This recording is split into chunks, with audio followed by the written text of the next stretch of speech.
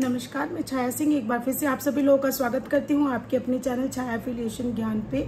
जैसा कि आप सभी लोग जानते हैं, कॉलेज सेक्टर से रिलेटेड जो भी अपडेट्स होते हैं उन टॉपिक्स को लेके मैं वीडियो बनाती रहती हूं। तो आज एक बार फिर से मैं आप लोगों के बीच आ गई हूं एक नए टॉपिक के साथ। होम्योपैथिक कॉलेज को लेके मेरे पास बहुत सारी क्वायरीज आती रहती है। Homeopathic pharmacy college, GNM, ENM जो भी कोर्सेज होते हैं, क्योंकि धीरे धीरे इसकी कई कारण हो सकते हैं क्वायरीज आने के पीछे कि धीरे धीरे लोगों के पास अवेयरनेस जा रही है कि आगे आने वाले टाइम में एलोपैथ से बेटर आयुष के जितने कोर्सेज हैं उनके चलने की संभावना है। मे बी ये रीजन है जबरदस्त क्वायरीज आने का। तो देन उसके साथ साथ एक और क्वायरी जो उसकी परपेंडिकुलर चलती है, क्योंकि मौजूदा जो स्थिति है वो बहुत अच्छी नहीं है आयुर्वेदिक फार्मेसी की। कहीं पे कोई स्कॉलरशिप पे एडमिशन ले रहा है तो कहीं पे सीटें नहीं भर रही है, तो कहीं कुछ है तो कहीं कुछ है। हालांकि मैं आज कमेंट सेक्शन से कुछ क्वेश्चंस को उठा के रिप्लाई दे रही हूँ। मेरे से क्वेश्चन पूछा गया था कि मैडम, यूपी में जहाँ हर 5 किलोमीटर की डिस्टेंस पे एक एलोपैथिक कॉलेज है, क्या वहाँ पे होम्योपैथिक कॉलेज खोलना ठीक रहेगा? आपको क्या लगता है?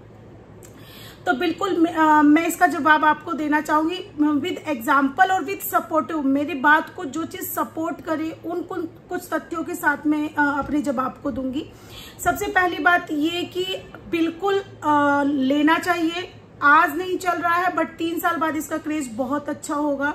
देन उस कंडीशन में वो कोर्स नहीं मिलेंगे, क्योंकि यूपी में अभी पोर्टल खुला हुआ है। तो अगर आप लोगों को अपॉर्चुनिटी मिल रही है तो बिल्कुल आप उस अपॉर्चुनिटी को मुकरिए मत, अपना एफिलिएशन वापस मत करिए। क्योंकि विभाग से कई लोगों के पास कॉल आया है कि आप ये कंफर्म करिए कि जो आपने 2 लाख रुपए फीस कटवाई है वो आपको रिटर्न लेना है या एफिलिएशन लेना है। तो बहुत कम खर्चे में हो रहा है। अगर आप लोग डायरेक्ट नहीं करवा पा रहे तो उस कंडीशन में हमें संपर्क कर सकते हैं, तो वहां हम आपकी हेल्प करेंगे। लेकिन मेरा यही कहना है कि जितने भी लोगों ने 350-400 लोगों ने आवेदन किया है, बहुत गोल्डन अपॉर्चुनिटी थी।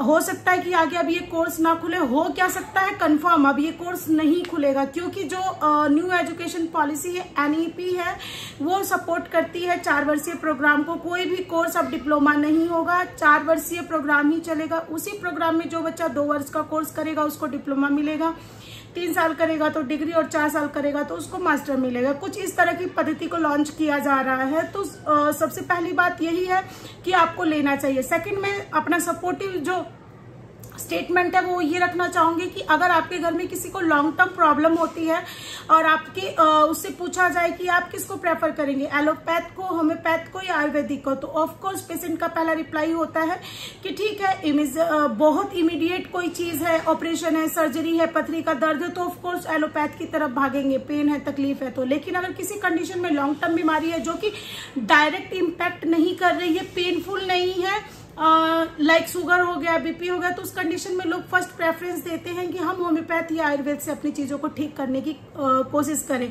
तो आने वाले टाइम में आप देखिएगा जबरदस्त क्रेज होगा। और थर्ड जो स्टेटमेंट मैं अपनी बात को सपोर्ट करने के लिए रखना चाहूंगी वो ये रखना चाहूंगी कि सेम जो सर्टिफिकेट एलोपैथ का करके बच्चे मेडिकल स्टोर खोल सकते हैं, वही सर्टिफिकेट करके आप आयुर्वेद और होम्योपैथ का भी मेडिकल स्टोर खोल सकते हैं। तो डिफरेंस क्या है? मेडिकल स्टोर तो मेडिकल स्टोर होता है, मौके पे आप वहाँ कौन सी दवाइयां दे रहे हैं, क्या कर रहे हैं, वो तो एक सेकेंड स्टेप होता है। बट मेडिकल स्टोर खोलने की परमिशन दोनों कोर्सेज को करके है। अभी अवेयरनेस की कमी की वजह से बच्चे इस कोर्स के प्रति उतनी रुझान नहीं ला पा रहे हैं, लेकिन जब उनको ये सारी चीजें पता चलेगी तो आने वाले टाइम में पता चलनी ही है, तो चीजें बहुत अच्छी होंगी। क्योंकि जिस हिसाब से हम लोग डाइट लेते हैं, जिस हिसाब से हम लोग का डेली रूटीन है, जिस हिसाब से हमारे ऊपर वर्कलोड प्रेशर है, उसके हिसाब से बहुत जल्द हर एक इंसान को, हालांकि अभी भी हर 10 में से 7 इंसान को शुगर है, ये आंकड़ा प्रीवियसली लॉन्च हुआ था, लेकिन आने वाले टाइम में 10 में से 10 लोगों को ये प्रॉब्लम होगी। और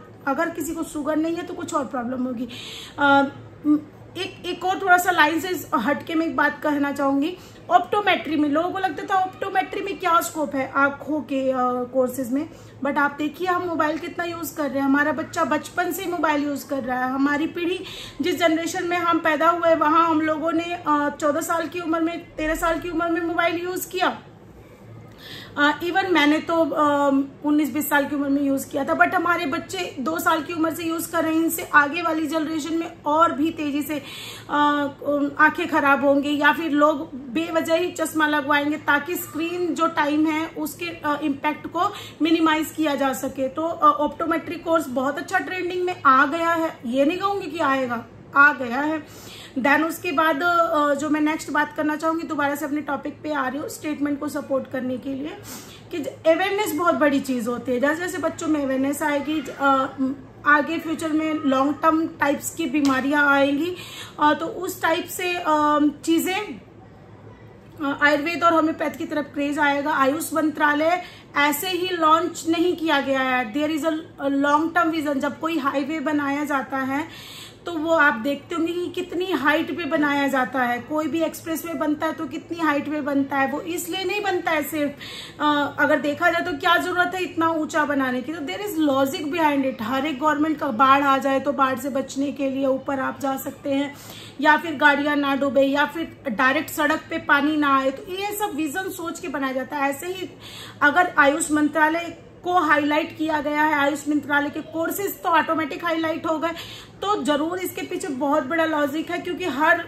किसी को पता है कि आने वाले टाइम में जैसे कोरोना में काढ़ा के अलावा कोई ऑप्शन कारगर नहीं था, उसी हिसाब से आप देखिएगा फ्यूचर में जिस भी टाइप की बीमारियां आएंगी सबका सॉल्यूशन सिर्फ आयुर्वेद और आयुष मंत्रालय के द्वारा थ्रू चलाई गई ही चीजें होंगी। आने वाले टाइम में 30% जो पेशेंट होंगे वो मेंटल इश्यूज को लेके जाएंगे, उनका इलाज नेचुरोपैथ, आयुर्वेद, होम्योपैथ या पंचकर्मा के थ्रू होगा। तो अभी मैं बहुत सारे स्टेटमेंट दे सकती हूँ अपनी इस स्टेटमेंट को सपोर्ट करने के लिए कि ये कोर्स चलेगा, बट वीडियो बहुत लंबी हो जाएगी। मुझे लगता है ये 4-5 पॉइंट ऐसे थे जो कि पर्याप्त है आपके क्वायरी को सेटिस्फाइड करने के लिए।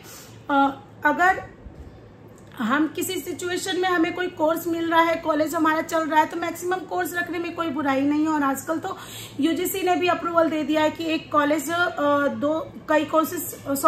एक स्टूडेंट रनिंग ईयर में कई कोर्सेज को कर सकता है। डिपेंड करता है कि उसकी कैलिब्रिटी क्या है, उसकी क्षमता क्या है। जरूरी नहीं है कि 2012 से 2015 के बीच में किसी बच्चे ने अगर बीए किया, उसी वर्ष के दौरान अगर उसने कोई डिप्लोमा कोर्स किया है तो कोई एक कोर्स ही मान्य होगा, ऐसा नहीं है। दोनों कोर्स मान्य होंगे। वो कहीं होम्योपैथ की वैकेंसी लगी तो बच्चा होम्योपैथिक का सर्टिफिकेट यूज करेगा, कहीं बीए का क्वालिफिकेशन मांगेगा तो बीए का क्वालिफिकेशन लगेगा। वीडियो बहुत लंबी हो गई है तो मैं यहीं पे अपनी बात को खत्म करूंगी। अगर आपको मेरी वीडियो अच्छी लगती है तो चैनल को लाइक शेयर करके मुझे सपोर्ट करना ना भूलें। और अगर कोई क्वायरी है आपके मन में तो आप मुझे कॉल कर सकते हैं, बस कॉल की टाइमिंग का थोड़ा ध्यान रखा करें।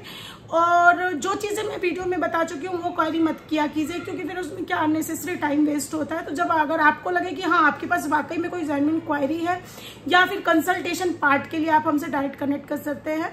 नमस्कार, हैप्पी नवरात्रि।